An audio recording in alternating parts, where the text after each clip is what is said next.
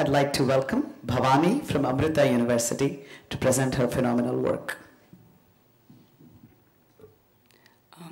Much of my introduction was already said by Samji, so I'll just skip to what we do. I'm from Amachi Labs, which is the Computer-Human Interaction Lab of Amrita University. And one of the projects that we're working on is called the SAVE project, Sakshat Amrita Vocational Education.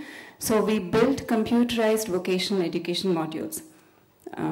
It has all the regular components. It has video lectures. It has interactive 2D workbooks, 3D interactive things that you can kind of have exploded views, and you can learn spatial things, procedural knowledge and all that. But what is different about what we do is actually what is different with vocational training. Now, vocational training has a huge component of skill development. How do you develop skills using computers?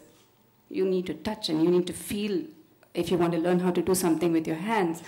And so most of the other technologies are like audio, video, or something everybody's familiar with. Touch is a new technology. It's called haptics. Actually, it's not so unfamiliar. Your cell phones actually use haptic technology. It vibrates. You feel it. So can you exploit this technology to teach somebody how to do something virtually? So it has been done.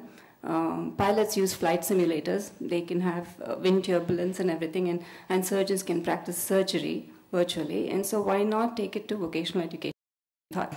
And so haptics has been a very exclusive technology, very high and very high cost. And so at Amrita, we started building our own low-cost haptic tools specifically for tool training. So we took the entire construction industry, took all the 500 tools that you have in the construction industry, split them up into simplified methods, and developed very low-cost tools that can simulate a whole variety of tools. So we built virtual workshops, so to speak, all to help with skill development. Along with it, of course, we built a whole content management system, user management system, learning management system, and all this together kind of becomes a virtual vocational school with the administration, the teacher, and everything kind of built into the same thing. And so we decided, okay, we will do, the proof is in the pudding, right? So we have to teach people, and we have to know whether they actually learn something this way. Everybody's skeptical about it. So we decided we'll do two very different kinds of learning. We chose, one was fabric painting. It's a very non-technical trade. It involves a fair amount of skill. And something else that was technical. So we chose plumbing for many reasons. So it was like basically like running up a sand hill.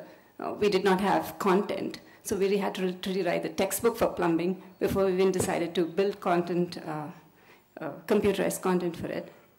And so at the end of it, we're very happy with our results. So we finished our first deployment, and we have successfully trained women in plumbing. And Mr. Dilip Chenoy, I don't know if he's here, he presented the first certificates to the 7 women graduate plumbers from Amrita University a week ago. The only problem is I get calls at midnight asking if I can fix their plumbing. If you were in Kerala, you'd know whom to call.